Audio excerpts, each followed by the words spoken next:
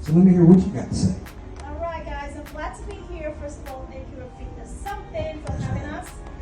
My name is Dr. Oyinkansola Nodu. Say that. Let's go. Dr. Oyinkansola.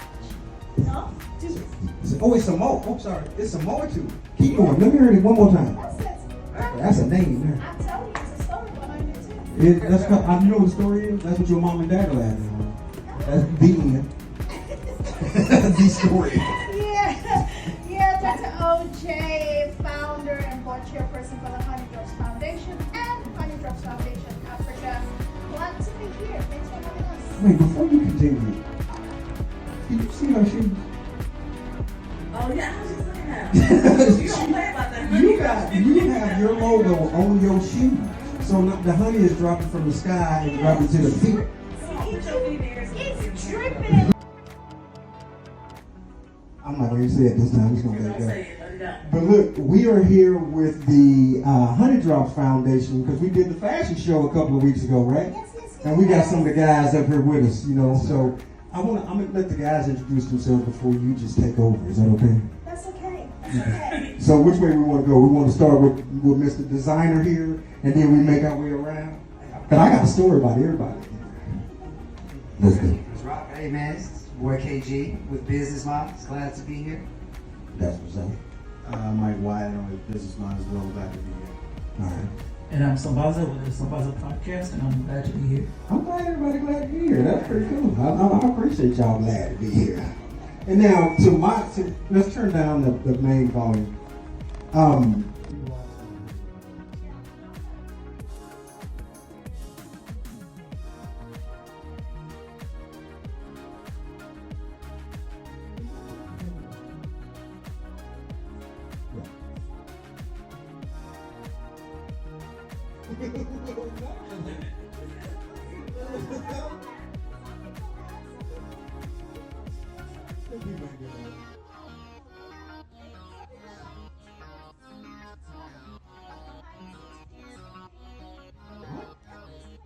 Well, then where are all the rats and roaches? Because there's no normally nasty stuff here on Earth. We don't like those in our house. So where do you think they'll go? Or do they not go to heaven?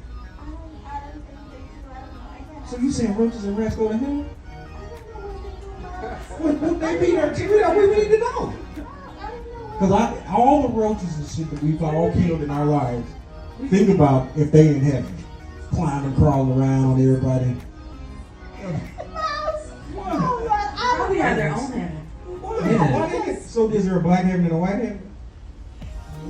Do you think you've been here Maybe before? it starts out that way. Like Segregation. Asian type of thing. No, like you were another, like reincarnated. Anybody? What about you? Sometimes. You do? Yeah. What about you? I think I've always been my This spirit. is your first time? Yeah, my first go around. What about you? I think I'll talk about reincarnation is reincarnation. You've been in. Either one. What about you, Doctor? That's one of the different questions This though. thing So about what were people you, saying if you were divorce. here It's before, what were you reincarnation, as but a you're saying man spirit or a stone? Well, I'm gonna tell you what I think on that, but yes. But I'm wondering, do you think you've been black your whole life? Yeah. I mean, well, I know your whole life this go around, but Yeah. each time? I don't believe in reincarnation because I cannot tangibly justify it. I can make sense of it scientifically, spiritually, so I don't really. Just think that you only you ever. Yeah, it But is. you said you do believe in reincarnation, and so if you do you think you've been black every time? I don't know what I've been before, but I think I want to be a good person. So if I'm going to be a good person now, I think when I come back the next time, I want to be better. So I It gets believe better and that better each time. it gets better and better each time. That's what I think. So if you've been here before, you think you've been a slave before, and you were black?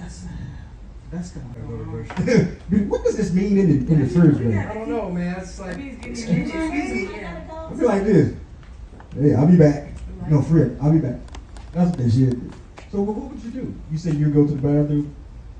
it's a good one, man. What if the date just started like 45 bubble minutes ago? guts. Yeah. And you, I'm like, you know what? I'm sick. I'm sorry. First date as of now, or back when? no, not It's the today. first date. Wait, if you were going on the first date today, yeah, any day. No, when you were 16. Yeah. Just, I'll be back. Yeah. So you just let it go.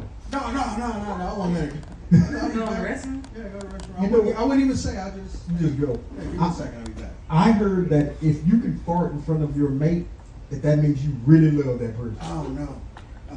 Not me. You got to scat. So you can never fart in front of No. your partner? No, that's nasty. I don't need to smell your Well, ass. okay, so I don't need to smell your insides. hold on. You don't need. You got an unhealthy gut. So you shouldn't be farting uncontrollably, right? Control of you just sitting there. Sometimes it's a reflex action. And No, if you- cannot, why would you not be able No. to? Like, you don't make a habit of your life and just go. But some people do. What? No, that's rude. I That know. is just rude. So if I'm sitting here right now and it's an accident, you said you can't control it, and I just oops. Sometimes you be laughing like. Gotta be some And levels you to been it. not laughing on stage today. If you poop, you You got gotta to be go. able to control that Yeah, though. you better Yeah, close you your have to ass cheeks. control it. Hey, you're like, Yeah, oh, that's what I was gonna say. What happened to the beauty of the eye of the beholder? Like nobody says that no more. Is Nope. that No, true? but that's Because- but that's the truth though. No, it's not.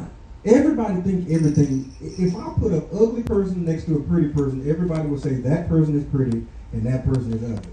Period. Because we have been programmed to see certain people as pretty and certain people as ugly. Remember, like back in It's the a day, good program though. where black women, even us as black women, because of the color of our skin looking so dark, we would be seen as, oh, you're not pretty, and we felt like we were not pretty. But now there's a new narrative, like the darker the skin, the better, right? More women are but people are still like that. They're just saying, I don't think you look good because you're dark Because or you're your dark. hair. and yeah, so it's just beauty's in the eye of the beholder. Okay, Shamil, I'm gonna put this question to you. Okay. We all look at babies and you go like, oh, that's a cute baby. Lies. Now, when the baby is ugly, what you gonna say? Why you say that? I don't think there's any other baby. There's no only baby? You gonna be like, So Hold on a honestly, minute. Hold on, If I see a please. baby that's cute, I'm saying it's a cute baby. So when you see whenever a baby is not cute, what is that Baby's baby? not cute. What did you say? I don't say You say it's precious. no. there you go. Bless your heart. I see. I just don't talk to babies. No, you don't talk to the babies, the mom and the papa. I don't talk to them either because I don't want to say the wrong thing about that baby because I don't know. I don't have a filter on my mouth. You can. You just don't say If I see something that if a person has an ugly baby, my first thing would be like, ooh, and then I'm gonna look away, Oh my God. and whoever I'm with, I'm gonna be like, Have you ever done that? Seriously? Yeah. Have you ever done that? yeah, babies. You know, you done seen some babies that look like some booger wolves, Yeah. and you can't say, oh, this baby got on some nice shoes. Well, my baby got a whole face. You don't even have to give a baby a compliment. You don't give anybody a compliment. Just don't put your baby in front of me if you want the truth. Oh God. Because I'll tell it to you, especially the baby ugly. Ooh. Thank God you don't have no babies. Mm-mm. Oh Lord have mercy. Mm-mm. You have to be nice to babies. There's like a global rule of niceness to babies. I did not see that rule book. I It's didn't. And it's I, unwritten and untold. Everybody just does it. well, why the baby can't? Okay, if I'm holding a baby and that baby got on the pamper and that baby shit in my lap, that baby just shit on me. That baby's disrespectful. No, that's a baby, Miles. That's disrespectful. Y'all know Camphofonique? Yeah, the best. How do you spell that? I don't know what Camphofonique is. Yeah, That's that pink My stuff. brother gave it to me. I'm trying to figure out why you say all that. Did you about say baby. pink? Oh, fuck the baby. We're down the baby. Did you say pink? Yeah, it's pink. That No, has nothing to do it's green. Camphofonique? It's in the little green bottle, right? What's the pink stuff? That's You thinking of mental health for a very long time, and it started from a kid telling me don't cry. Oh wow. Like you're a man. You don't supposed to cry. I'm literally getting a whooping, Right. For and crying. they're like, don't cry. It's a joke, but it's real. Right. Don't cry, or I'm gonna whoop you harder. Right. I would get bullied.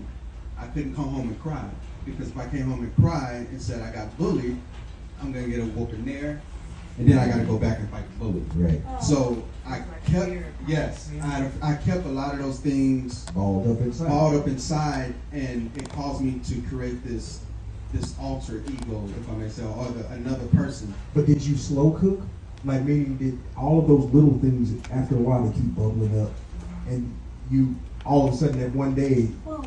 yeah, because you know how the crock pot, how whenever it starts to bubble out of the while you hear that top. It was a lot of emotions for many years, and it took me to finally submit to God, which I always had a religious background, And I looked in the mirror and said, you know what? Something has to change. Because what happened? But it's real for real to me. You know, anyway, what are you gonna say? I like the way you say brothers can, because when with age comes wisdom, right? So I think the younger guys are the ones who probably laugh, and it depends on the kid. There have been instances where there are guys who you would just call, and I think I'm at the point where I can handle somebody telling me, hey, look, I need to talk to you. Just come, and I probably tell them, come to my house, sit down, and just relax. But do you think that's too much? Because if that person is calling you at that moment, they need you at that moment. They don't need you a 30-minute drive. They need you then when they call you. You know what I mean? That's the thing that I think also that we fail at. I'm putting it in two parts. If you come to my house and say, look, I need to talk to you, fine, I'll let you sit down and we can talk. I may leave a resume. So I'm like, damn, I can't kick this guy out. He needs me right now. You know, so I had to clean, of course, after he left.